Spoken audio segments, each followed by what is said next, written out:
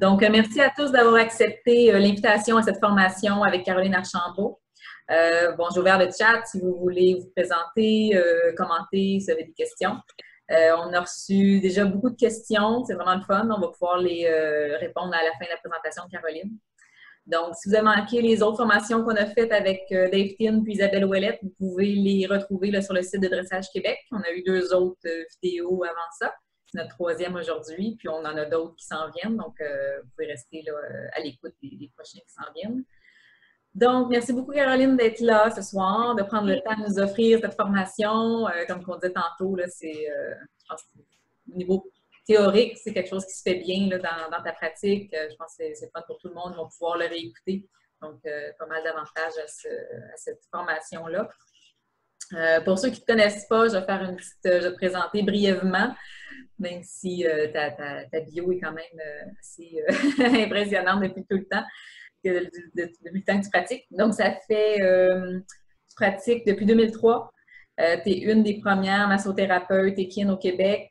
Tu as entre autres conçu un programme et tu as enseigné à l'ITA de la Pocatière pendant plusieurs années. Tu as ainsi formé la plupart des massothérapeutes équins au Québec. Tu es massothérapeute équin, kinésithérapeute pour les humains et les chevaux. Tu pratiques également la thérapie crânio-sacrée pour les cavaliers et les animaux. Tu as suivi une formation de physiothérapie pour chevaux et petits animaux en Angleterre. Depuis 10 ans, tu traites les chevaux et les cavaliers de l'équipe canadienne en paradressage, puis tu te déplaces à travers le Canada pour offrir des services, donner des cliniques, tu as même des clients en Europe. Donc, tu es connu aussi, bon, surtout en dressage, mais tu t'es fait connaître là, aussi dans plusieurs autres disciplines. Donc, tu es rendu un petit peu autant, je pense, dans toutes les... J'en ai dans tout, autant en baril qu'en raining, en attelage. Oui, je pense à la base, ça reste pas mal. De randonnée aussi, qui est important. Exactement. Ben, c'est ça, les gens sont de plus en plus sensibilisés aussi dans toutes les disciplines à l'importance puis le bien-être que ça peut apporter à leur cheval. Là. Donc, Caroline, je te laisse débuter ta présentation. On a beaucoup de matériel ce soir. Comme je vous dis, on a plusieurs questions à répondre à la fin. Si jamais on a du temps, on pourra peut-être répondre à quelques questions, mais ça va peut-être aller à une deuxième partie parce qu'on a beaucoup de matériel. Donc, Caroline, je te laisse aller avec ta présentation. Merci beaucoup. Parfait. Bien, merci beaucoup à tout le monde pour leur intérêt sur le sujet. Depuis le temps que je pratique, puis surtout ce qui a commencé à me mettre la puce à l'oreille, moi, j'avais commencé à faire mon cours en massothérapie pour les chevaux, mais après, j'ai comme voulu aller faire mon cours pour les humains aussi parce que justement, je voyais bien que le cavalier avait une grande influence sur les points de tension du cheval, sur les asymétries du cheval, puis aussi sur la façon dont le cheval va pouvoir performer ou même juste si on veut s'amuser avec nos chevaux. Des fois, le cavalier il va mentionner certaines restrictions que son cheval a. Puis dans plusieurs cas, des fois, c'est le cavalier qui va restreindre la mobilité du cheval et non l'inverse.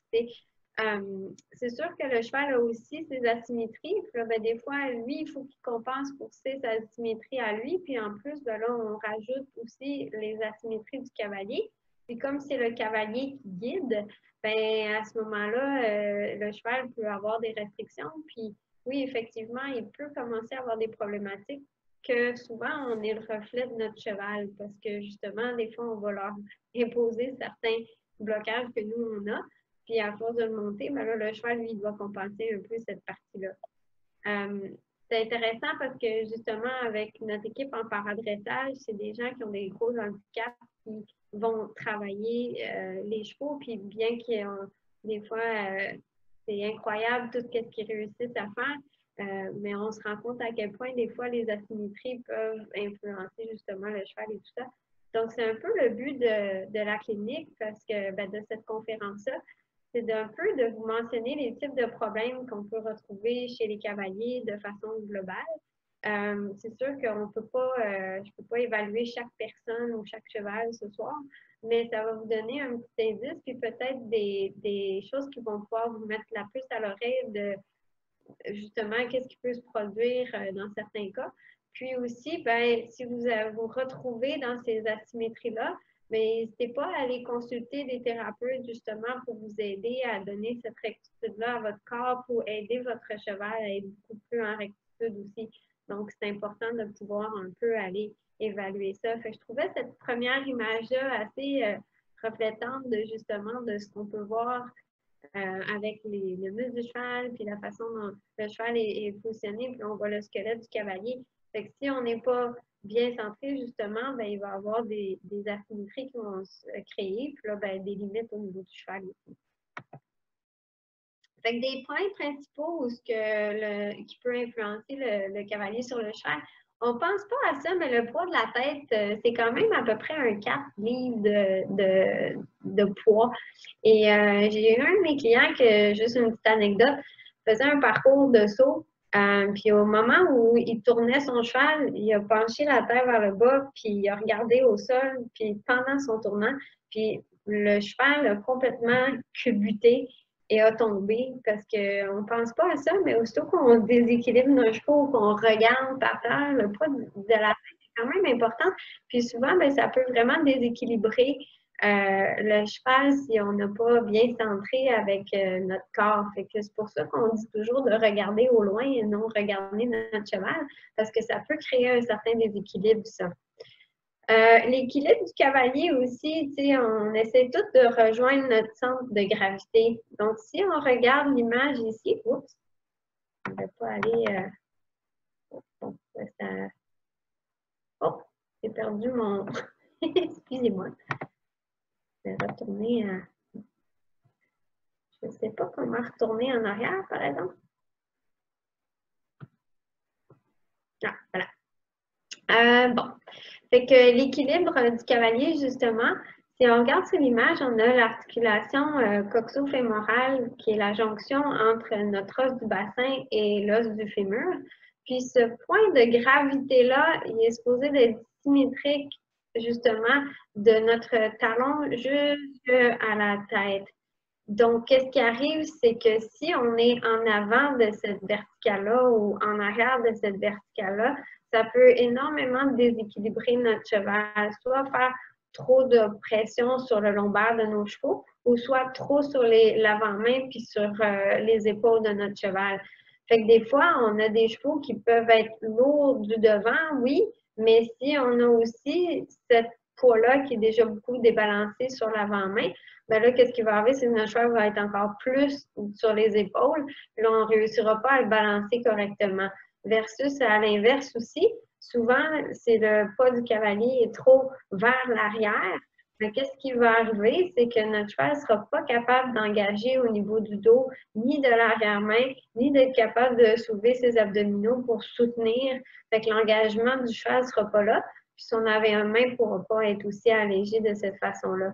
Donc, quand vous vous positionnez, des fois, puis si jamais ça vous intéresse pour certaines personnes d'avoir une clinique, mais vous pouvez mettre un petit point sur la pointe de l'ange, puis on vérifie justement si, quand vous êtes symétrique, est-ce que vous êtes balancé de cette façon-là pour être sûr que votre cheval est capable de se balancer aussi par rapport à ça.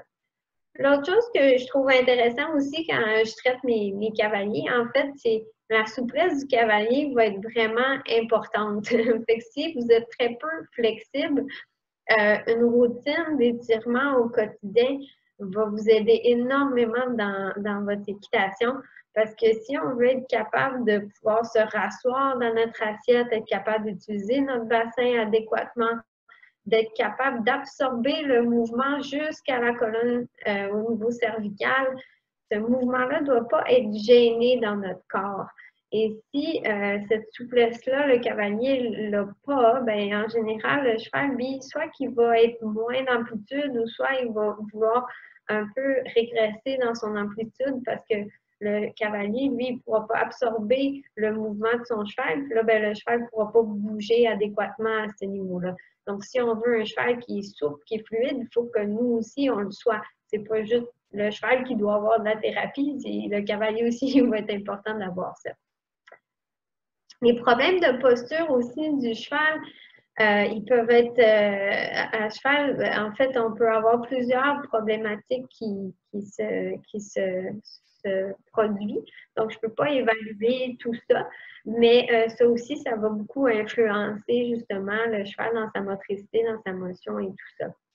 L'harmonie entre le cavalier et le cheval aussi, donc le plus qu'on se rapproche de la symétrie du cheval et du cavalier, bien, le plus que le cheval va être capable d'avoir une belle amplitude de mouvement, puis va pouvoir être positif au travail à travers ça aussi.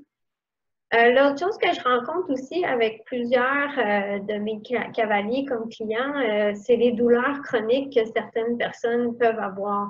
Donc, si vous avez des douleurs chroniques au niveau du dos, au niveau des hanches, au niveau d'une épaule, tout ça peut influencer la symétrie de votre corps.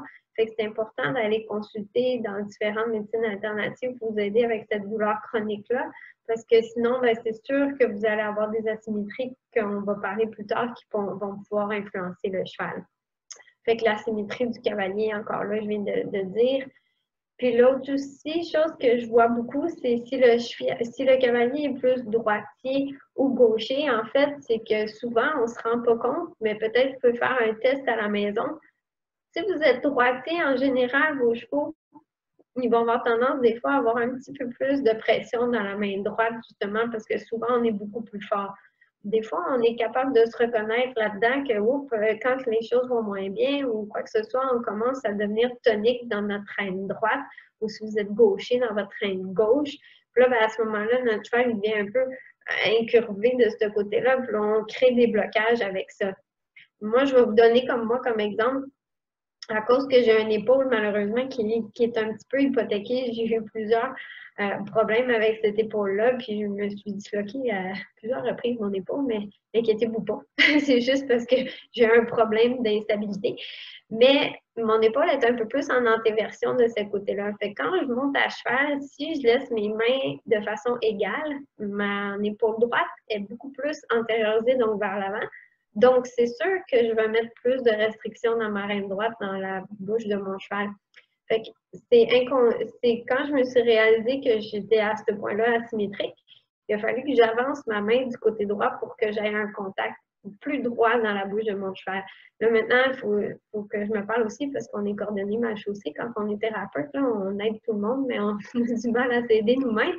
Mais il faut que je fasse des exercices pour postérioriser mon épaule pour avoir vraiment une épaule qui va être vraiment symétrique pour ne pas influencer mon cheval justement dans sa bouche. Parce que je finissais tout le temps par avoir des chevaux qui étaient beaucoup plus durs à droite. Puis pour avoir plusieurs chevaux à la maison, bien, je leur infligeais un petit peu tout le temps cette problématique-là. Donc, ça, c'est quelque chose qu'il faut qu'on prenne conscience aussi avec notre corps. Donc, juste pour vous montrer un petit peu comment le squelette est fait chez l'humain, on a une lordose cervicale, ensuite on a une syphose qui va, c'est les courbures naturelles du corps, une lordose lombaire, puis une petite courbure au niveau lombaire vers le bas. Maintenant, quand on parle de ces types de courbes-là, des fois, ils peuvent être beaucoup trop accentués ou des fois, ils peuvent être inversés aussi. Donc, souvent, on peut rencontrer certaines problématiques. Mais si on veut un corps qui est bien balancé, théoriquement, il faudrait avoir cette petite courbure-là qui est bien. Comme ça, ben, s'il n'y a pas de restriction, la colonne, elle peut bouger facilement. Puis le cheval, ce qui est intéressant, c'est qu'il y a le même mouvement oscillatoire que nous, les humains. C'est-à-dire qu'inconsciemment, vous ne vous rendez pas compte, mais on fait toujours une petite motion circulaire comme ça. Et pour ça qu'ils utilisent beaucoup le cheval en hypothérapie, parce que cette motion-là permet justement la décontracture de la musculature, permet d'engendrer les muscles stabilisateurs et tout ça. Donc, elle a une importante rééducation sur plusieurs aspects de notre corps. Donc, c'est intéressant de voir que le cheval peut nous aider dans nos problématiques, dans nos douleurs et tout ça. Si on a justement ces problématiques-là, ben là, il faut essayer de l'utiliser, mais c'est pour ça qu'ils vont utiliser beaucoup le pas pour justement aider les enfants qui ont des problématiques ou les adultes pour retrouver une certaine motricité. Nous, ce qu'on essaie de voir, c'est qu'on veut être le plus balancé possible pour pouvoir avoir une meilleure équitation. Donc, si dans la prochaine diapositive là, que je vais montrer, vous vous reconnaissez, mais il y a certains exercices posturaux quand même qui peuvent vous aider à corriger ça pour éviter d'avoir des problématiques. Fait qu'on a 7 vertèbres cervicales, 12 vertèbres dorsales, 5 vertèbres lombaires, puis on a au niveau du sacrum aussi, puis on a au niveau du coccyx que c'est soudé complètement. Fait que c'est le corps humain qu'on retrouve justement ici. Ensuite, pour les influences sur la performance, donc vous avez peut-être déjà consulté déjà en thérapie, mais si jamais vous vous retrouvez là-dedans, il y a des choses qu'on peut quand même faire pour aider ces problématiques-là. Donc, on peut parler d'une lordose que ça va être montré plus tard. On a les kyphoses. Ça, c'est les extrêmes courbures, en fait, de quand on retrouve sur la colonne au niveau de chez l'humain. Les scolioses, c'est vraiment une forme en S. On a l'antéversion du bassin aussi qui vient souvent avec une lordose. Donc, si je pivote mon bassin un petit peu plus en extension, donc ça va faire creuser le dos. Et si on a la rétroversion du bassin qui va être un petit peu plus bas, vers l'arrière, ben là, on va avoir des problématiques qui vont être justement associées à ça aussi. Puis on a des valgus qu'on parle, des varus, l'hypertonie des muscles aussi, qui est comme trop grande contracture, puis l'hypotonie des muscles aussi, qui n'est pas assez, des gens qui n'ont pas assez de tonus musculaire. Puis ça aussi, vous avez peut-être des... vous retrouvez peut-être là-dedans aussi, mais les gens qui manquent un petit peu de tonus musculaire, ben, ils vont souvent fatiguer lorsqu'il va y avoir l'entraînement, puis que souvent, à la fin d'une raid, les gens sont épuisés. Donc, des fois, il faut aller se renforcer un petit peu plus musculairement pour justement avoir un petit peu plus d'endurance au travail. Fait que voilà la bonne posture qu'on devrait avoir. Fait que si on a la tête qui est beaucoup plus penchée vers l'avant, bien souvent les chevaux vont devenir très déséquilibrés justement parce qu'on n'arrivera pas à se balancer. Puis souvent, ça va donner des chevaux qui vont tomber beaucoup sur l'avant-main puis avoir du mal à se rasseoir parce qu'on a toujours ce penchant-là qui va pencher vers l'avant. La kyphosis, c'est vraiment une courbure dans l'opposition de la lordose. Puis ça, ici, ben, si votre cheval, il trotte ou il galope, puis que vous avez un peu cette posture-là, ben, vous ne pouvez pas avoir le mouvement qui va monter jusqu'au le haut de la colonne. Fait que souvent, le cheval, lui, il va restreindre, il va devenir moins en avant, puis il va essayer de compenser pour cette manque de souplesse-là.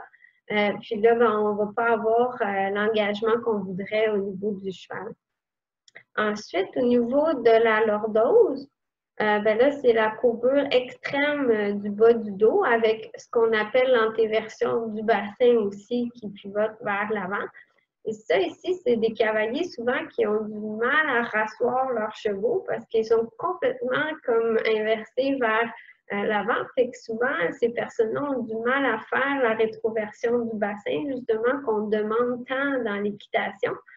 Puis souvent, ça va donner des gens qui ont de la difficulté aussi à garder leurs jambes bien positionnées droites. Fait que souvent, la jambe va avoir toujours tendance à aller un peu vers l'arrière. Fait que souvent, quand votre coach vous dit tout le temps réavance ta jambe, garde-la centrée, bien, des fois, ça peut être en lien aussi avec votre posture de votre bassin, puis aussi au niveau de la lordose que vous avez si vous avez une lordose. Ensuite, le swayback, c'est la rétroversion du bassin. Ça, à l'inverse, c'est on est trop assis sur les ischions, on n'est pas balancé et centré. Puis souvent, ça va donner des cavaliers que la jambe va aller beaucoup vers l'avant. Puis la personne n'est pas capable de ramener sa jambe correctement centrée. Fait que souvent, il faut trouver. Souvent, c'est plus les garçons qui sont comme ça, qui montent un peu comme ça. Mais ça va donner beaucoup de restrictions parce que là, on est toujours dans la contraction des lombaires de notre cheval et du bas du dos de notre cheval au niveau thoracique. Fait que le cheval est incapable de pouvoir aller engager correctement son arrière-main parce qu'on est toujours assis dans son dos. Fait qu'il faut qu'on soit capable de se balancer. Ça va engendrer souvent des problèmes dorsaux des chevaux assez importants, puis des points de tension aussi au niveau de la selle qui prend toujours appui en arrière. Ça peut engendrer aussi des petites atrophies musculaires. Fait que peut-être les gens ont déjà vu que, en dessous de la selle, on dirait qu'il y a toujours les muscles qui deviennent un petit peu plats. Souvent, c'est un petit red flag à faire. OK, ben, est-ce que je me positionne adéquatement ou je suis toujours assis dans l'arrière de ma selle puis que là, je provoque un peu ces points de pression-là. Donc, c'est des choses à regarder parce que toutes ces postures-là, autant que la lordose, elle va avoir tendance à faire plus de points de pression sur au niveau du garrot, puis au niveau de la sensibilité de l'avant-main. Puis peut-être que des fois, ça va vous arriver aussi, mais dans certaines situations, des fois, vous avez fait venir des thérapeutes, puis ils sont toujours bloqués aux mêmes endroits. Fait que si vous vous retrouvez dans ces postures-là, ben, c'est possible que ces blocages-là soient associés aussi par la posture que vous engendrez sur votre cheval. Fait qu'il peut y avoir des blocages au niveau du garrot, même si la selle fait bien puis qu'elle a de l'air bien balancée, ben là, c'est sûr que vous pouvez occasionner un petit peu des problématiques à ce niveau-là en n'étant pas centré et balancé avec votre cheval. Ensuite, donc voici une colonne qui est plutôt normale. Puis là, ben, on a ici au niveau de la lordose qu'on voit qui est beaucoup plus accentuée, fait qu'on voit un peu plus l'image de qu'est-ce que ça fait exactement. La kyphosis qui est comme à l'inverse, qui est vraiment trop prononcée au niveau du cou. Puis la scoliose qui est vraiment un S qu'on retrouve à ce niveau-là. Tous ces problèmes d'anomalie-là aussi, si vous avez, si vous vous retrouvez un petit peu là-dedans, ça va engendrer des douleurs chroniques. Puis ce qui est important de comprendre aussi, c'est que les chevaux peuvent avoir ces problématiques-là aussi. Il y a certains chevaux qui peuvent être retrouvés, avoir des lordoses, d'autres chevaux qui vont avoir des kyphosis, d'autres on va retrouver avoir des scolioses. Fait que c'est possible que vous ayez un cheval aussi qui a ces problématiques-là au niveau du dos. Donc, souvent, pour pouvoir évaluer, mais là, après, il faut faire des exercices posturaux pour corriger la posture parce que bien que vous essayez de vous centrer sur votre cheval, c'est votre colonne aussi qui est un peu débalancée. Donc, souvent, dans les cas de lordose, il faut vraiment renforcer le bas des abdominaux puis le plancher pelvien pour vraiment redresser puis retravailler la rétroversion du bassin. Comme ça, ben, vous allez devenir beaucoup plus balancé. Au niveau de la kyphosis, c'est souvent les extenseurs du dos au niveau thoracique qu'il faut aller renforcer pour aller redonner une droiture à la colonne. Dans les cas de scoliose, il y a plusieurs sortes de scoliose. Il faut vraiment évaluer chaque personne et qu'est-ce qu'ils ont. Pour pouvoir aider à balancer. Souvent, les gens restent avec une certaine scoliose. On ne redresse pas à 100%, mais déjà, si on arrive à redresser quand même une bonne partie, déjà là, ça va être déjà beaucoup mieux pour la personne parce qu'elle va avoir beaucoup moins de douleurs chroniques et ça va être mieux aussi pour son équitation. Mais ça ne veut pas dire que les gens ne peuvent pas monter là, avec des scolioses ou ces types de problèmes-là. C'est juste de pouvoir les aider à se balancer à travers ça aussi le plus possible. Maintenant, ce qu'on retrouve aussi, c'est dans la posture de nos genoux. Les genoux qui sont normaux, on voit la première image qui est vraiment, les genoux avec une légère incurvation vers l'intérieur. Quand on parle d'un varus, c'est les genoux qui sont campés comme vers l'extérieur, un peu comme un cow-boy. Fait que souvent, ça, on va retrouver ce type de posture-là. Puis si jamais on regarde, on essaie de trouver le plan ballon du point du cavalier, si la personne a un varus, en général, ils ne sont pas capables d'utiliser leurs genoux correctement ou leurs jambes adéquatement à cause de la symétrie de leurs genoux. Mais il y a quand même certains exercices, comme habituellement pour les varus, on va vouloir retravailler justement tout ce qui va être quadriceps, tout ça, les extenseurs de genoux pour essayer de redresser un petit peu plus cette conformation-là. Il y a des options aussi où on va aller tirer beaucoup au niveau des ischio-jambiers pour essayer d'aider à ce niveau-là aussi. Puis pour pouvoir avoir les gens qui ont moins de douleurs de genoux aussi, parce qu'avec des conformations comme ça, bien souvent, on va avoir des problèmes au niveau des ménisques, il va y avoir des problèmes au niveau des ligaments aussi. Puis là, on se retrouve à avoir différents problèmes aussi qui sont récurrents avec des conformations comme ça. La plupart des femmes, on est beaucoup plus en valgus. Donc, on a la rotation vraiment interne des genoux. Puis ça contribue aussi en équitation parce que quand on commence jeune, bien, on utilise un petit peu notre rotation interne de notre fémur. Puis tout au niveau de nos adducteurs aussi, fait qu'on contribue un petit peu à cette problématique-là. Fait que des fois, ça fait aussi que si on a des valgus qui sont assez prononcés, on a tendance à se tenir avec nos genoux et non utiliser nos mollets. Fait que des fois, hein, souvent, quand on commence à monter, on se le fait dire « Arrête d'utiliser juste tes genoux ». Bien, ça, c'est souvent à cause que notre premier réflexe, c'est à cause de notre posture. Bien, on finit par surutiliser un peu cette partie-là. Donc, on veut essayer justement, ça, c'est souvent les quadriceps qui sont très, très, très développés, qui amènent la rotation interne, justement. Fait qu'on veut essayer de renforcer les ischios. Vous allez me dire, ben, comment je fais pour renforcer mes ischios? Ben, il faut faire des exercices qui vont stimuler la flexion du genou. Donc, on peut mettre un petit poids autour de notre cheville, puis aller chercher la flexion du genou. Aller s'entraîner dans un gym qui va aller stimuler la flexion du genou aussi. Avec une bande de TheraBand qu'on va pouvoir attacher à un endroit, puis là, aller fléchir le genou. Fait que souvent, ça va vraiment aider. Puis on va avoir beaucoup moins de douleur, justement, au niveau des genoux aussi par rapport à ça, si on réussit à avoir un petit peu plus de rectitude. Encore là, il peut y avoir plus de dommages sur le ménisque externe, donc avoir plus de douleur à ce niveau-là. Donc, on veut essayer d'aider aussi pour ne pas engendrer des problèmes de genoux plus tard aussi par rapport à tout ça. Puis souvent, bien, ça amène aussi des fois une jambe qui est un petit peu, une personne qui tient un petit peu plus avec le genou, puis l'arrière de la jambe un petit peu décollé là, pour essayer qui n'est pas tout à fait balancé de façon droite. Là. Fait qu'en renforçant les bons muscles, bien, vous n'y pensez plus à votre posture, elle va devenir automatique à ce moment-là. Fait que les différents muscles qui sont sollicités chez le cavalier, il y en a plusieurs parce que honnêtement, en équitation, bien qu'il y a des gens qui disent que c'est pas un sport, ben c'est faux parce qu'on stimule énormément de muscles par rapport à l'équitation qu'on va aller balancer. On va utiliser beaucoup le droit de l'abdomen, les obliques aussi, parce que quand on va demander des mouvements latéraux ou si on demande de tourner autour d'un baril, bien là, on finit par se contracter dans ces muscles-là. Fait que c'est important d'avoir des abdominaux qui sont assez forts parce que aussi, ça va nous aider à pouvoir absorber le choc. Puis si le cheval, il fait des mouvements où on a de la misère à le balancer parce qu'il devient un peu fort, nos abdos, ils nous aident énormément à travailler la stabilité. Puis aussi, c'est des muscles qui sont vraiment importants pour supporter notre bas de dos.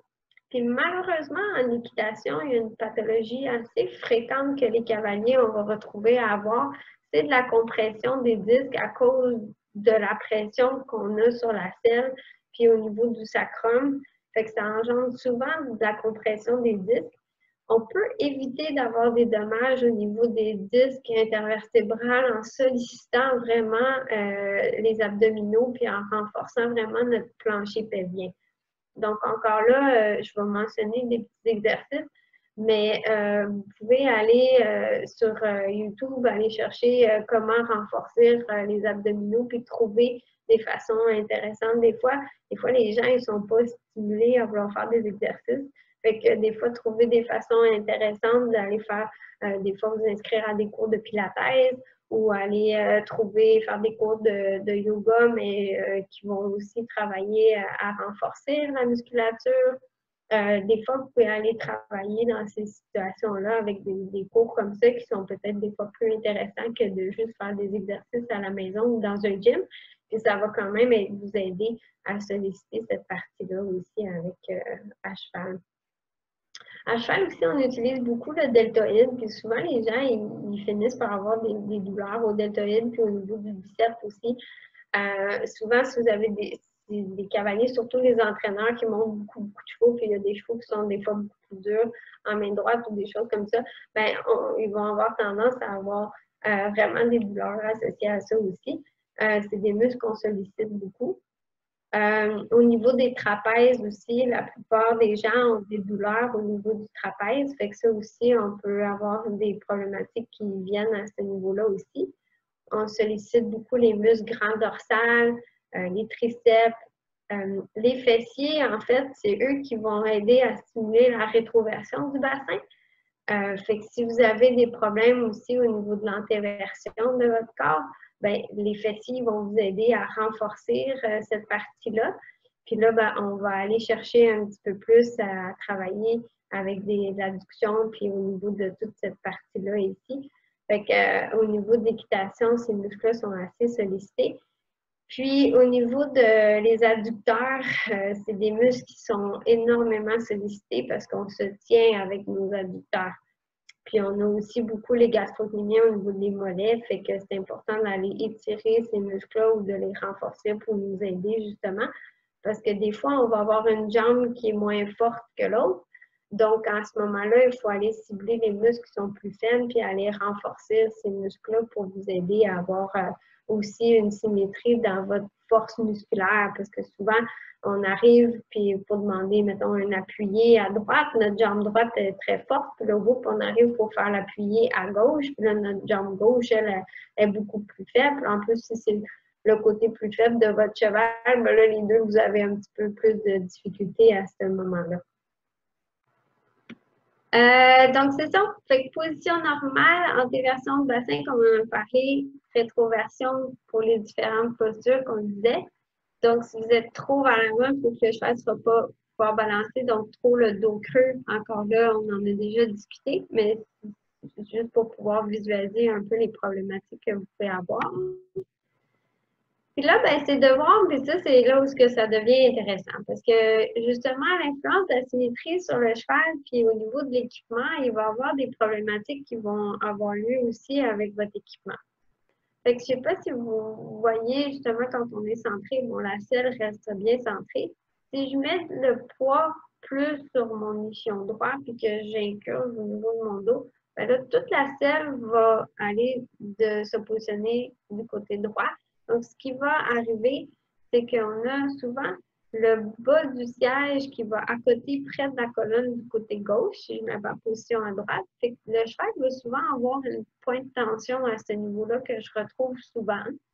Puis souvent, ça va gêner aussi au niveau les coussins de votre selle. Donc, si votre selle est en laine ou même en foam, des fois, la selle devient asymétrique. C'est pour ça que c'est important de faire du saddle fitting, pas seulement pour vos chevaux, mais aussi parce que vous pouvez occasionner un déséquilibre sur votre selle, puis que là, on vient avoir une asymétrie au niveau des panneaux à cause que vous mettez plus de poids d'un côté que de l'autre. Vu que la selle va à côté près de la colonne aussi, souvent, elle n'appuie pas directement, mais on va avoir ce point de pression-là. L'incurvation de vos chevaux va devenir très difficile. Votre cheval peut aussi vouloir soulager la pression en mettant plus de poids sur l'épaule au niveau, mettons, du côté droit, comme vous voyez. Donc, si je mets mon poids plus du côté droit, ben là, l'épaule de mon cheval va chercher à dévier parce qu'on les amène dans cette position-là. Puis là, ben, on va bloquer aussi l'incurvation du côté droit parce que là, le cheval va déborder de cette partie-là. Puis là, en même temps, ben là, il va avoir des problématiques. Donc, c'est sûr que là, d'avoir une équitation qui est assez centrée va être importante parce qu'on finit par avoir des choses qui deviennent problématiques en voyant la symétrie. Donc, si vous mettez plus de poids, ben là, c'est sûr que là, il va y avoir des choses qui vont se passer. Aussi, il va y avoir un point de pression qui va se développer comme juste à la base du bas du dos de mon cheval, mais aussi le côté qu'on va mettre plus de points de pression, souvent, le muscle va devenir un petit peu plus atrophié aussi. Donc, on a le grand dorsal qui va s'insérer à ce niveau-là avec 3 muscles extenseurs qu'on appelle les érecteurs spinés. Souvent, ces muscles-là vont devenir un petit peu plus atrophiés. Puis là, ben, on va avoir une problématique aussi au niveau de la musculature de nos chevaux. Donc, il va y avoir des problèmes qui vont être occasionnés un petit peu à cause de ça. Puis, c'est des muscles qui vont agir dans l'extension, mais aussi dans l'incurvation. Fait que là, on veut être sûr que ces muscles-là ne soient pas gênés sur nos chevaux. Maintenant, si on regarde les symétries, justement, si notre bassin ici devient un petit peu plus bas et que je mets plus de poids sur mon ischion, mon latissimus dorsi du côté droit de ce côté-là, lui, il faut qu'il compense par avoir à ça. Fait qu'on voit un petit peu aussi. Donc, si je mets plus de poids sur le côté gauche, bien là, la hanche droite de mon cheval va aller plus haut. La cage thoracique va dévier du côté droit. Puis là, ben, je bloque l'incurvation de mon cheval de cette façon-là aussi. Et là, souvent, ben, ça va engendrer que le cheval va des fois essayer de fuir avec l'épaule opposée pour pouvoir essayer de s'équilibrer, en fait, de cette façon-là. Donc, ça, c'est des choses qu'on va retrouver aussi. Ça peut provoquer des limitations au niveau du dos, mais des problèmes un petit peu asymétriques au niveau de la sacro-iliaque aussi et du bassin de notre cheval parce que lui, il cherche tout le temps à contrebalancer cet effet-là. Puis, nous, ben, on va finir par avoir aussi besoin d'avoir un petit peu plus de rectitude pour essayer de balancer. Fait que là, c'est là que je vous parlais que la partie de la base de la selle vient un peu à côté sur le côté opposé.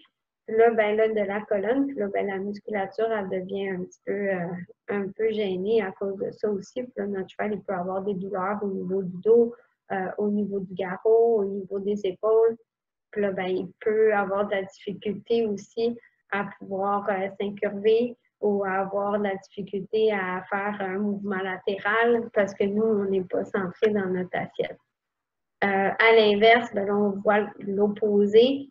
Si on met notre poids plus du côté droit, ben la hanche de notre cheval va aller beaucoup plus vers le haut. Puis là, ben, on finit par avoir l'opposé de la cage thoracique qui va dévier dans l'autre sens. Puis là, ben, on va avoir l'incurvation qui va être bloquée de ce côté-là aussi. Puis là, ben, on va avoir d'autres problèmes qui vont être associés à ça aussi. Donc, si on regarde un petit peu aussi vers le haut, puis on voit l'influence, là, le cheval, lui, ce qui arrive, c'est que le latissimus dorsi, lui, il faut vraiment qu'il se contrebalance quand il n'est pas symétrique dans notre bassin. Fait que ce qui va arriver, c'est que là, souvent, le muscle du côté droit va devenir plus atrophié, puis l'autre côté opposé il va être un petit peu plus musclé, puis on va avoir une asymétrie au niveau de la musculature de notre dos de cheval. Souvent aussi avec la cage thoracique qui va dévier aussi. Il peut y avoir des blocages au niveau aussi des côtes. Puis là, ben, on va avoir des problèmes à pouvoir mettre notre jambe et ramener le baril vers l'intérieur pour faire justement les mouvements qui vont être associés à des mouvements latéraux.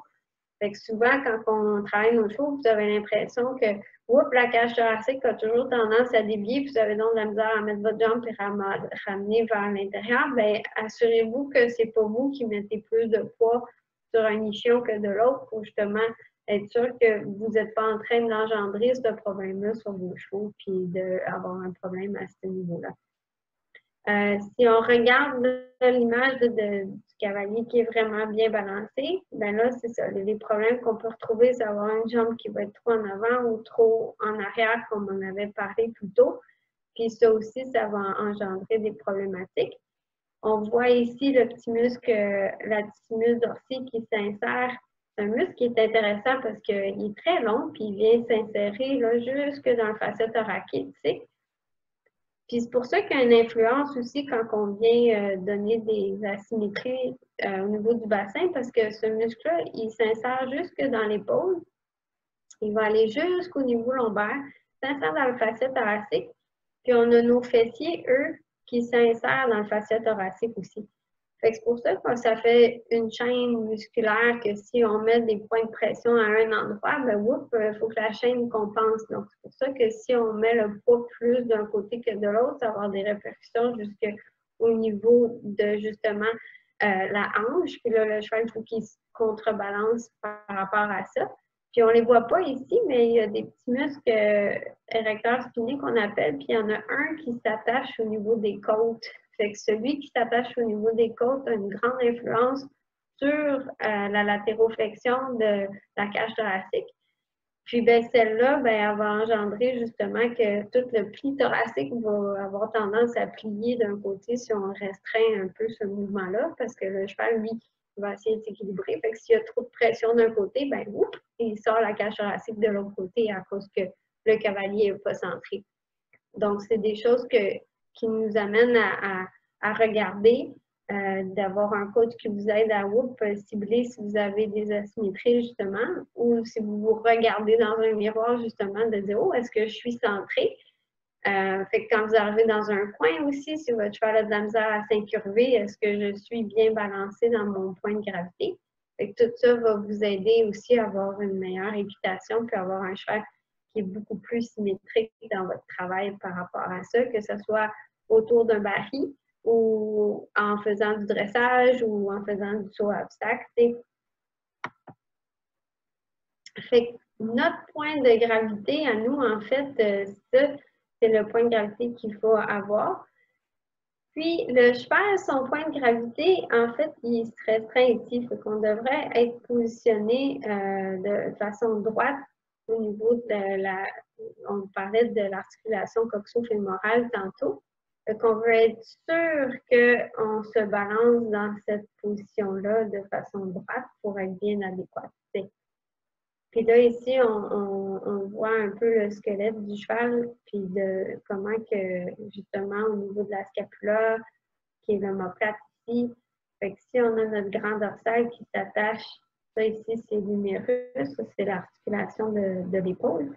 Fait que si on met des points de restriction, non seulement ça va engendrer la mobilité au niveau des vertèbres puis de la cage thoracique, mais ça va aussi restreindre l'amplitude de mouvement de l'épaule de notre cheval aussi. C'est pour ça qu'il faut être absolument balancé à ce niveau-là pour être capable d'être bien centré pour que le cheval soit capable de pouvoir bien engager les muscles à l'arrière aussi et pouvoir être balancé soit pour faire de l'obstacle ou autre. Donc, si je mets mon poids vers l'avant, on influence la mobilité au niveau des vertèbres du garrot. Si je suis trop à l'inverse, trop vers l'arrière, là, c'est la mobilité des vertèbres thoraciques vers le bas du dos, puis l'engagement des postérieurs qui va être gêné. Si je mets plus de poids vers, mettons, la gauche ou la droite dans mon nichon parce que j'ai une petite torsion dans mon bassin, la cage thoracique de mon cheval va avoir tendance à dévier d'un côté versus l'autre. Puis là, ben, ça va engendrer justement des fois, regarder la musculature de vos chevaux pour être sûr que vous n'avez pas des petites atrophies qui sont en lien avec la pointe de pression de votre selle parce que vous mettez plus de poids sur un nichon ou de l'autre. Assurez-vous aussi que vos étriers sont égales. Souvent, si les étriers ne sont pas égales, ça veut dire que vous avez déjà une bonne asymétrie. Fait que là, il faudrait corriger ça parce que justement, c'est sûr que vous allez mettre plus de poids d'un côté ou de l'autre. Puis, avec ça, ben là, ça va vous aider justement à aller voir un thérapeute pour vous aider à donner un petit peu de rectitude à votre corps. À l'inverse aussi, trop de pression au niveau des bras sur un côté que de l'autre, ben là, ça va influencer au niveau de la mâchoire de votre cheval. Donc, si jamais vous mettez plus de mains dans votre aine droite, ben on a l'articulation temporomandibulaire qui est comme la jonction entre l'os de la mâchoire puis l'os au niveau temporal ici. Puis, on a un muscle qui se rattache à l'os. Puis on a des muscles aussi qu'on appelle les homohyoïdiens puis les sternohyoïdiens, qui sont les muscles de la langue qui se rattachent jusqu'au sternum, puis jusqu'aussi à l'omoplate. Fait que si on restreint notre cheval plus d'un côté que de l'autre, ben, ça peut engendrer des tensions dans ces muscles-là, puisque le mort est associé avec la langue, puis là, ben, on restreint cette mobilité-là si on est trop fort dans notre aine droite. Et là, ben, ça peut engendrer des problématiques au niveau de la tête, au niveau des cervicales, sur l'amplitude de l'omoplate de mon cheval, sur son amplitude au niveau de l'épaule, parce que c'est des muscles qui se rattachent à la langue, mais qui vont aller jusqu'au sternum et jusqu'à l'épaule. Fait que c'est sûr que en donnant des restrictions comme ça, ben, il va y avoir des tensions qu'on se retrouve en thérapeute à aller chercher ces relâchements-là pour pouvoir aider le cheval. Puis à l'inverse, ben là, c'est justement des mains trop fortes aussi peut engendrer des chevaux qui ont tendance à des fois un petit peu plus à s'encapuchonner ou des choses comme ça. Fait que là, on va avoir des tensions au niveau du haut de la nuque, au niveau des trapèzes. Fait que là, il peut y avoir plusieurs choses qui vont être répercussionnées sur cela. Ensuite, l'asymétrie du cheval. On va en parler dans la prochaine un petit peu plus en détail sur comment un peu évaluer l'asymétrie de nos chevaux. Mais je vais vous montrer un petit exemple de sacro-iliaque puis de débalancement sacro-iliaque. Ici, on a comme la pointe de la hanche qui est au niveau de la tubère sacraire. Puis on voit ici très bien que le côté droit est un petit peu plus en élévation et plus bas. Puis là, ben, on a les petits muscles du côté gauche qui sont un petit peu plus atrophiés de ce côté-là. Si on regarde aussi au niveau de la pointe qui est l'ischon, ça c'est cette partie-là ici, on voit justement qu'il y a une bonne asymétrie au niveau du bassin.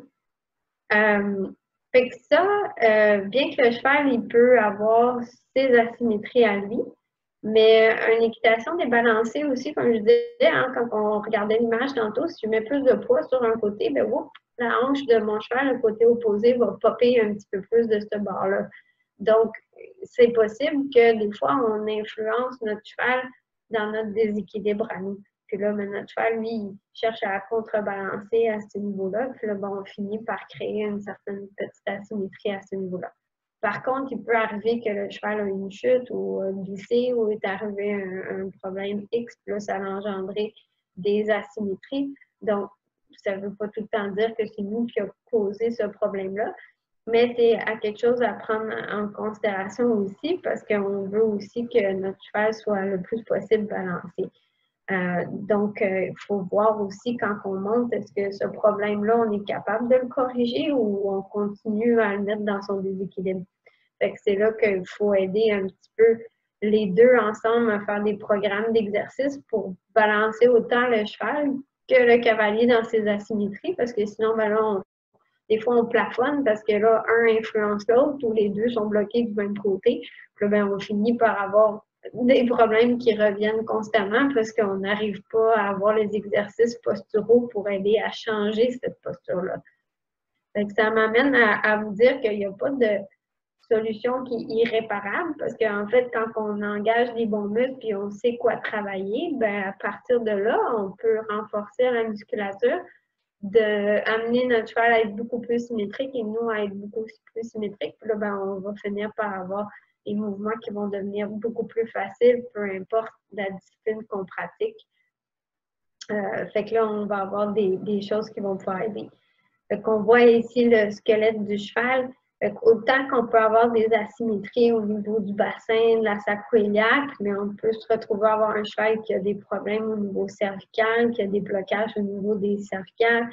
On peut avoir, comme moi j'expliquais tantôt, j'avais une épaule qui devenait un peu antériorisée. Ben, un cheval, si vous le regardez de façon droite, ben, c'est possible que vous voyez son épaule droite, mettons, être un petit peu plus vers l'avant que l'épaule gauche. Puis, whoop, on a une petite déviation au niveau du sternum. Puis là, ben, on a un cheval qui est toujours un petit peu en train de tomber sur son épaule droite s'il la favorise ou s'il ne veut pas engager le postérieur opposé, ce qui est souvent le cas. Les chevaux ont souvent tendance à compenser en diagonale. Fait que si on a un problème, si on prend cette image-là ici, on voit la sacro-iliaque qui est un petit peu plus haute du côté droit. Souvent, le cheval va chercher à mettre plus de poids sur l'épaule opposée, donc l'épaule gauche. Souvent, elle va être plus musclée.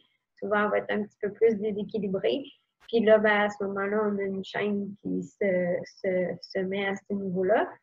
Puis là, souvent, quand ils viennent un petit peu plus bloqués dans l'épaule gauche, ben là, ils vont bloquer la base de leur cervicale de ce côté-là. Puis là, après, oups, ça va tomber dans les hautes cervicales du côté opposé. Mais bon, chaque cheval a ses problèmes aussi, donc c'est pas toujours ce qui se passe. Mais dans certains cas, ça vous permet juste de comprendre que, comme nous, il va y avoir une chaîne de compensation qui va se loger dans notre corps, qui va restreindre la mobilité. Ensuite, ben là, on a les vertèbres du dos qui peuvent être problématiques aussi, fait qu'on peut avoir des blocages qui peuvent soit des processus épineux qui peuvent se rapprocher. C'est de là où on parle aussi des fois, quand ils sont très très proches, là, on parle de kissing spine, puis on va avoir des problèmes à ce niveau-là. Des fois, il peut y avoir des rotations dans les vertèbres qui vont engendrer. Fait que si on n'est pas symétrique, ben oui, on peut provoquer ces blocages-là. Donc, si votre cheval il se fait réajuster par un ostéopathe ou un chiro toujours aux mêmes endroits, regardez si vous êtes centré dans votre siège, parce que des fois, ces blocages-là vont être occasionnés parce que vous mettez plus de poids sur un côté opposé. Même chose s'il y a des côtes qui reviennent, qui sont toujours un petit peu subluxées. Ça aussi, on peut engendrer ces blocages-là au niveau des côtes. Le bassin qu'on vient de parler. Puis ici, ben, c'est notre articulation du grasset entre la rotule puis au niveau du tibia, qui est plus bas. Puis là, ben, à partir de là, on a les jarrets et tout ça. Fait que là, c'est sûr que dès qu'on a des tensions sur toute notre chaîne dorsale du dos, ben, ça va influencer aussi la mobilité aussi de l'arrière-main et tout ça. Fait que ça peut engendrer certaines problématiques dans cette région-là aussi. Fait que ça, on en discutera un petit peu plus la prochaine fois, de vous montrer les asymétries sur les chevaux et les différents problèmes qu'on peut retrouver sur les chevaux. Puis certains exercices qu'on peut faire, des étirements et des choses comme ça qui peuvent les aider au quotidien. Du même que là, on va parler de certains étirements qui vont être bons de façon globale pour tout le monde de faire. Fait que je trouvais cette image-là un peu cocasse, parce que je pense que si tout le monde fait du cheval, on a tout au moins déjà chuté une fois. Et quand que je regarde cette image-là, ben, on peut avoir plusieurs problèmes qui sont associés après les chutes. Mais ce qui m'a marqué souvent aussi, puis quand je parlais à mes clients et des choses comme ça, c'est qu'il y a beaucoup de monde qui ont eu des chutes, mais ils n'ont jamais été consultés par après pour voir s'il n'y avait pas des problématiques. Là, des fois, ils ont des douleurs qui sont associées à des chutes du passé ou des choses comme ça. Fait n'hésitez pas à consulter en ostéopathie, en massothérapie, en physiothérapie ou en chiro pour vous aider suite à des douleurs ou à des chutes comme ça, parce que un corps va apprendre à s'équilibrer dans son déséquilibre, mais ce n'est pas nécessairement bon pour lui jusqu'à temps où à un moment donné, la douleur devient tellement intense que là, vous décidez de faire quelque chose. Donc, il ne faut pas se rendre jusque-là. Et c'est la même chose avec vos chevaux. Tout le monde devrait avoir un entretien un petit peu quotidien pour aider leur corps dans leur tension, parce qu'il n'y a pas un corps qui est symétrique à 100%. On le demande chez nos chevaux, mais la plupart d'entre nous, on ne l'est pas. Et il n'y a pas de corps parfait autant chez le cheval que chez l'humain. Donc, de plus les aider comme ça, vous aussi, en vous faisant traiter, ça va vous aider énormément si vous l'avez de façon régulière. Je ne vous dis pas d'y aller à toutes les semaines, mais si vous avez déjà la possibilité d'y aller une fois par 2 mois ou par 3 mois au moins, ou par mois, c'est encore meilleur. Vous allez voir que vous allez voir une grosse différence sur vos douleurs chroniques, vos douleurs au quotidien, puis dans la symétrie de votre équitation aussi. Fait que je vous parlais d'une pathologie que la plupart des cavaliers vont avoir, qui est souvent à cause qu'on commence jeune, puis sinon, même si les personnes commencent plus tard, la position du cavalier sur le cheval engendre énormément de compression des disques, puis on finit souvent par avoir des hernies discales. Fait que là, je voulais... fait que c'est ça. Fait que pour les hernies, en fait, ce qui se passe, c'est qu'on a le noyau qui, en fait, devient fissuré, puis là, ben, on a le noyau qui irrite le nerf. Fait en équitation, ce qui arrive souvent, c'est que les disques deviennent vraiment comprimés à cause de la posture, qu'on est toujours assis dans l'assiette avec le cheval. Puis là, ben, on use ces disques-là. Donc, essayez de faire beaucoup de traction lombaire, des étirements du dos pour éviter d'avoir ces problèmes-là, parce que c'est quelque chose que je retrouve beaucoup dans plusieurs de mes cavaliers, avoir des douleurs lombaires chroniques comme ça, Donc, si vous faites des étirements au quotidien pour vous aider à travers ça, c'est sûr que ça va vous aider au quotidien à éviter ces problèmes-là. Fait que je vous donne une petite routine d'étirement qui est comme vraiment bien. Jasmine va pouvoir le partager, puis les gens, s'ils veulent la garder comme routine de base régulière, ça va vous aider vraiment dans toutes ces problématiques-là. Donc, les psoas, souvent, c'est un muscle vraiment à aller étirer de façon quotidienne parce que stimule énormément l'antéversion du bassin puis il provoque beaucoup de douleurs lombaires. Donc, juste cette position-là, puis d'étirer, répéter de 2 à 3 répétitions, tenir 20 secondes pour votre étirement à chaque fois. Puis, c'est vraiment un bon muscle à étirer dans l'équitation aussi. Une façon d'aller les chercher aussi, c'est quand vous êtes assis sur votre cheval, vous pouvez reculer la jambe un petit peu vers l'arrière, puis juste rebasculer votre corps vers l'arrière pour aller solliciter ces muscles-là, puis aller étirer ces muscles-là. Donc, ça va vous aider justement à aller étirer cette musculature-là. Le pyramidal dans les fameuses douleurs de sciatique, c'est vraiment un muscle à aller étirer de façon quotidienne. Donc, de se positionner comme ça pour aller chercher ce muscle pyramidal-là, ça va vous aider dans vos douleurs lombaires, mais dans vos douleurs aussi au niveau de, s'il y en a qui souffrent de douleurs de sciatique, ça va vous aider beaucoup. Les adducteurs, c'est vraiment des muscles qui sont importants à aller étirer parce que souvent en équitation, on les surutilise. Fait que ces muscles-là deviennent hypertoniques, ils deviennent trop forts et trop contractés. Fait que souvent, ne demandez pas à un cavalier de faire de la split, là, parce que souvent, ils ne seront pas capables à cause que justement, ces muscles-là sont trop sollicités. Fait que là, on va essayer de pouvoir étirer ces muscles-là de cette façon-là. C'est une bonne façon. Puis avant de monter à cheval aussi, c'est important de les étirer pour avoir une bonne assiette. Là, on retourne avec le psoas droit, fait que ça va aller chercher chacun des autres. Les quadriceps, parce que comme les femmes, je vous expliquais tantôt, on est beaucoup plus en valgus. Ça va aider justement dans votre posture de votre jambe aussi. Donc, étirer les quads, ça va vous aider beaucoup. Ensuite, les ischio-jambiers. Là, la position, en fait, la jambe est droite, mais on se penche comme vers l'avant pour aller chercher les ischios. Ça aussi, les ischios, ça va aider beaucoup pour justement la souplesse, mais on les engage un petit peu moins dans l'équitation. On a plus tendance à engager les quadriceps. Une autre façon d'étirer les adducteurs, justement, pour aider justement à ce niveau-là. Le grand fessier, on peut l'étirer en levant la jambe puis en se pliant un petit peu à l'arrière. On retourne vers quadriceps, ischio-jambier encore. Ils parlent de triceps, mais en fait, c'est le muscle des mollets, les gastrocnémiens. Fait que c'est une petite routine qui est facile à intégrer au quotidien, que vous pouvez faire chez vous. Puis souvent, les gens, ils veulent prendre le temps de faire les étirements, mais moi, ce que je vous conseille de faire, c'est souvent quand vous finissez votre douche, vous vous installez dans votre lit, des fois, juste de faire ces étirements-là avant de dormir le soir, ça vous aide déjà à l'intégrer dans une routine, sans nécessairement, justement, si vous avez très peu de temps, bien, vous pouvez faire une partie de la routine un soir, l'autre partie de la routine l'autre soir, au moins de l'intégrer de façon quotidienne pour vous aider. Ensuite, voici d'autres étirements aussi, de la façon dont on peut les intégrer.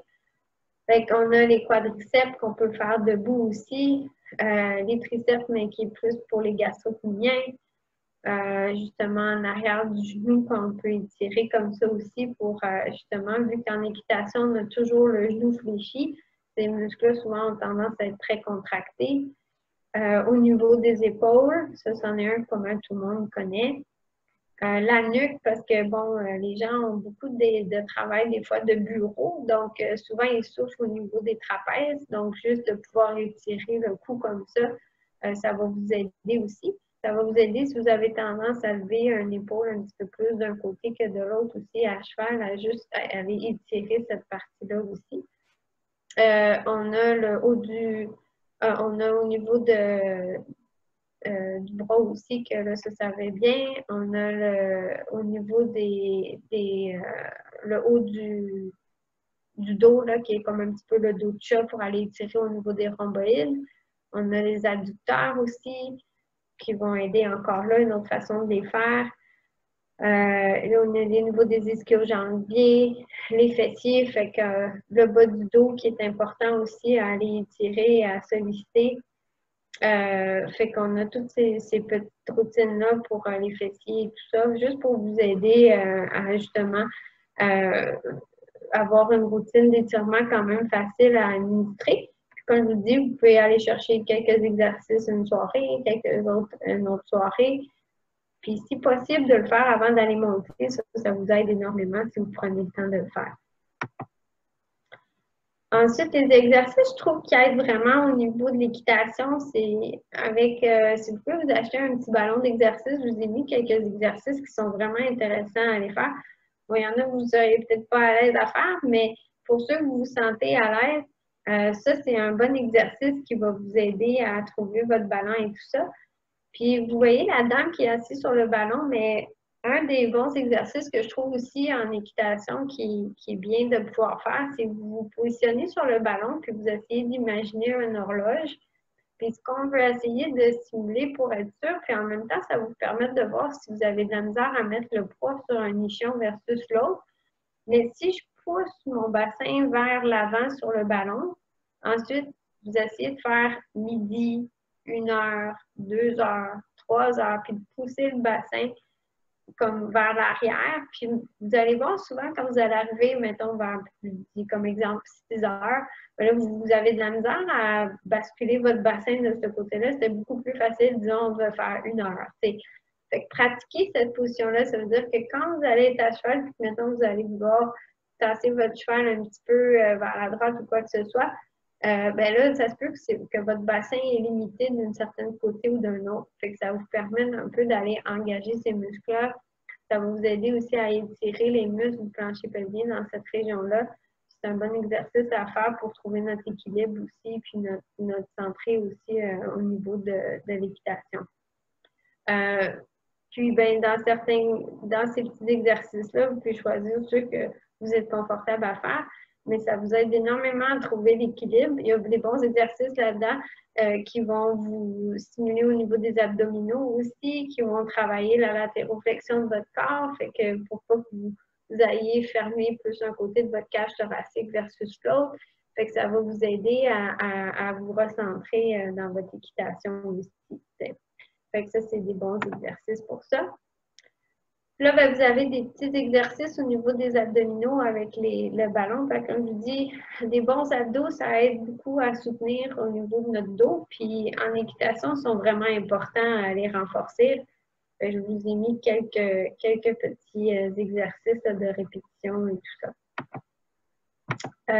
Puis je vous ai mis à la fin aussi un petit exercice et un site sur des exercices de pilates. Fait que je trouve que ce site-là représente bien les exercices qui peuvent être intéressants pour vous d'aller utiliser puis d'aider à ce niveau-là. Donc, Jasmine, elle va pouvoir vous le mettre accessible à tout le monde. Fait que vous pouvez aller voir, il y a des vidéos et des choses comme ça. Fait que des fois, à la maison, vous pouvez aller faire ces exercices-là puis ils vont vous aider. Il y a aussi des livres sur les pilates, sur les exercices des cavaliers. Fait que je vous invite à aller consulter ces livres-là. Ils vont être intéressants à suivre pour vous. Puis je vous ai mis aussi des petits étirements parce qu'on parle d'étirements pour vous, mais juste des petits étirements de carrot stretch aussi avec vos chevaux. De juste comment bien justement aller faire vos étirements avec vos carottes. Ça stimule un peu le pilates des chevaux. Fait que ça va les aider dans leur ligne de dos, dans leur incurvation et tout ça. Fait que ça aussi, ça va être accessible à pouvoir aller voir. Puis vous pouvez pratiquer les différentes positions avec les étirements pour les carottes pour aider vos chevaux à avoir une meilleure souplesse par rapport à ça. Fait que si jamais vous êtes intéressé, bien que je ne peux pas évaluer chacun de vos chevaux ou chacun de votre posture, mais si vous voulez un programme plus spécialisé à vos besoins, puis qu'on évalue vraiment si vous avez une antéversion ou si vous avez une rotation, un problème d'asymétrie ou des choses comme ça, puis de vraiment visualiser qu'est-ce qui se passe avec votre cheval. À ce moment-là, on peut organiser des cliniques un peu plus sur la biomécanique du cavalier et du cheval, puis vraiment aller cibler un plan d'entraînement spécialisé par rapport à ça. Fait que ça peut vous aider justement à avoir un petit peu plus un programme fixe à vos besoins à vous, puis de comment vous aider avec vos douleurs ou votre symétrie de votre cheval ou les blocages que vous avez à l'entraînement. Donc, si jamais ça vous intéresse, ça aussi, ça va être accessible à vous. Je ne sais pas si on avait le temps, on peut prendre le temps de répondre à quelques questions, là. Oui, on va faire ce qu'on a reçu rapidement. Merci beaucoup, Caroline. Hein? C'était super intéressant. Donc, on va y aller avec une première question. Est-ce qu'il y a un truc qui existe pour savoir si on est vraiment droit quand on monte seul? Je pense qu'il y a beaucoup de cavaliers qui ont cette problématique-là. C'est peut-être un peu difficile quand on est seul parce que justement, on ne se voit pas, mais le plus beau truc qui peut vous aider, c'est si vous avez accès à mettre des miroirs dans votre manège. C'est là où vous allez voir si vous avez le plus de symétrie possible. Je pense que quand on est seul, c'est votre option là, de peut-être vous informer d'avoir des miroirs. Comme ça vous permet de vous regarder justement et de voir si vous avez une symétrie, là. Une recommandation de base d'entraînement pour maintenir la santé musculaire. Bon, ça, on demande du cheval.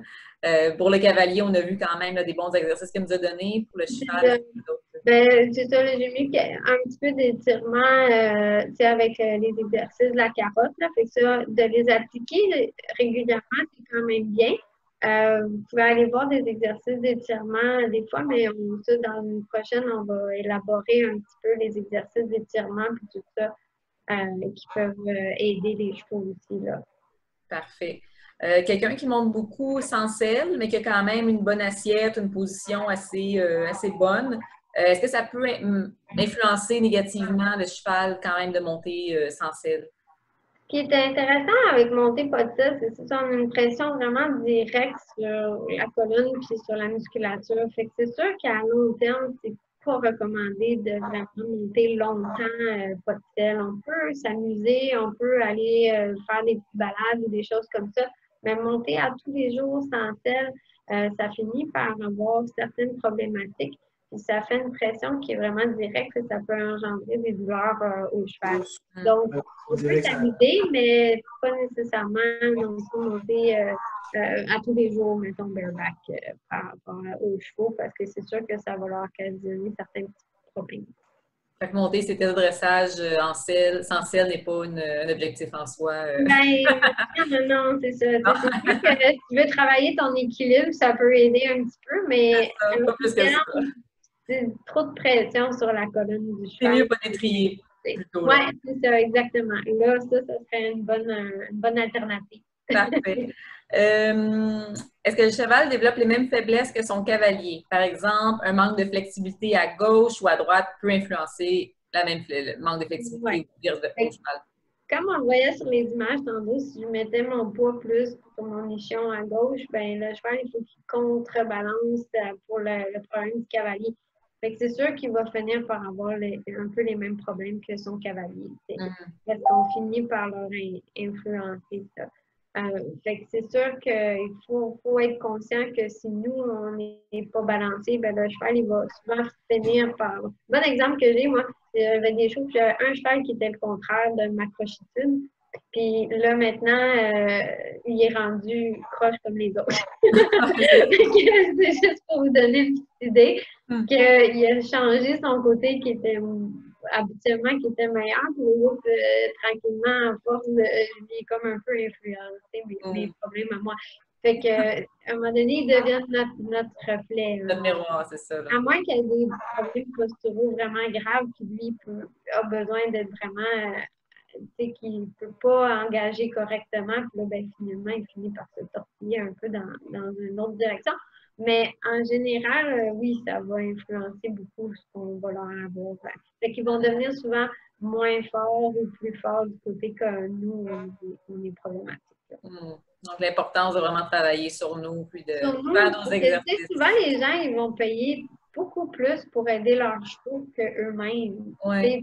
Puis ça, faut pas oublier que c'est nous qui guidons notre cheval. Fait que si on ne prend pas le temps de prendre soin de nous et de notre symétrie à nous, il y a certaines choses qui reviennent constamment à l'entraînement parce que c'est nous autres qui les influencent. Quel problème. Ouais. Exact. Des bonnes pratiques avant, après l'exercice, des produits utiles pour diminuer les tensions ou douleurs, des techniques simples de massage. Bon, c'est un petit peu moins dans la thématique, mais je peux peut-être rapidement. Oui, ben c'est sûr qu'il y a des cliniques qu'on donne sur l'initiation à la massothérapie. Donc, si jamais ça vous intéresse éventuellement d'en organiser une dans votre écurie ou quoi que ce soit, là, on montre une routine de base avec des étirements, tout ça. Fait que ça me fait plaisir d'en organiser avec vous. Pour les humains, ben là, ben, s'auto-masser, des fois, vous pouvez vous amuser quelques petites techniques, là.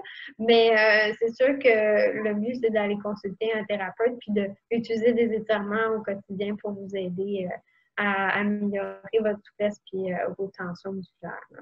OK. Super. Peut-être une dernière question.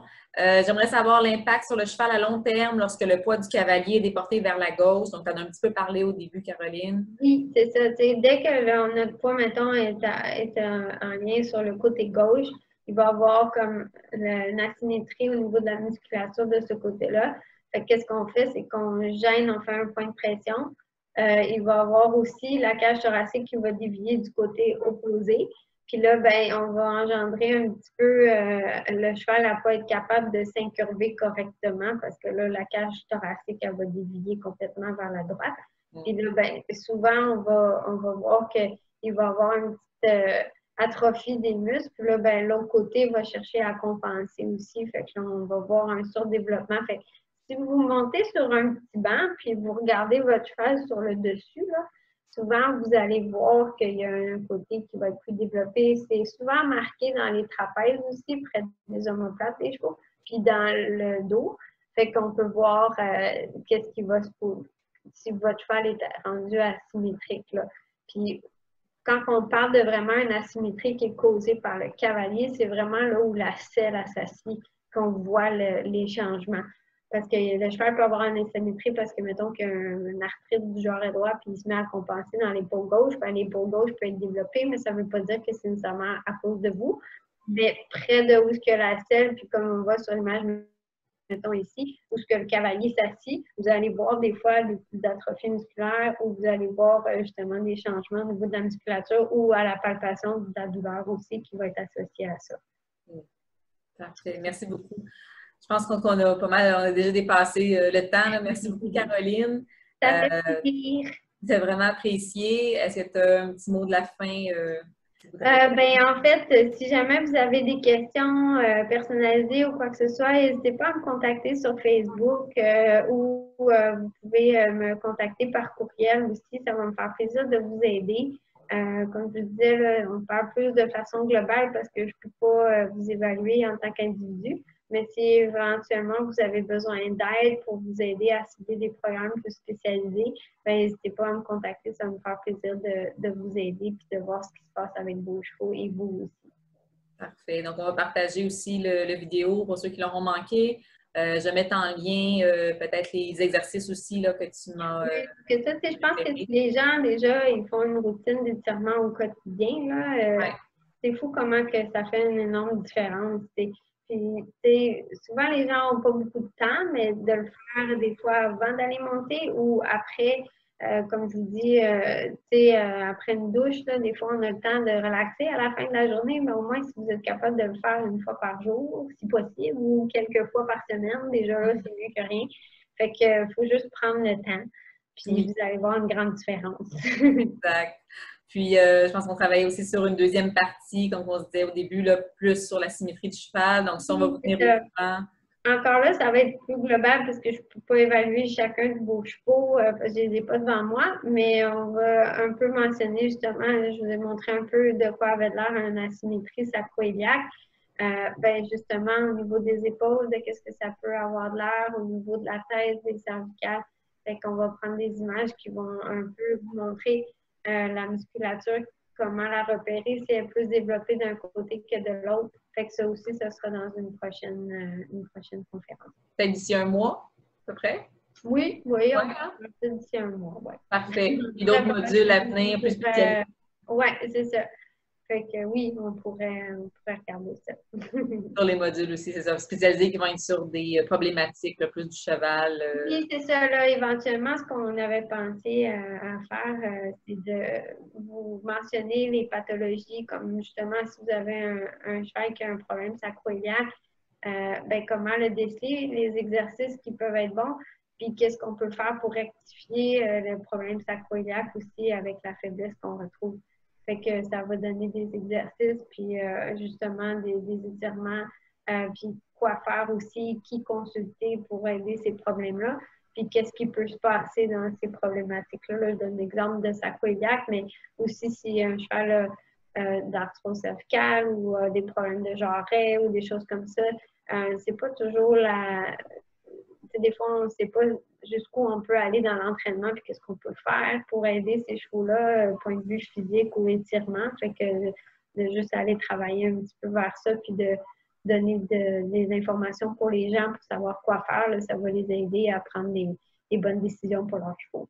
Super. Bien, merci beaucoup. Merci à tout le monde. Merci pour les beaux commentaires. Merci. À très bientôt. Bonne soirée. Bye bye. Bye bye. Merci.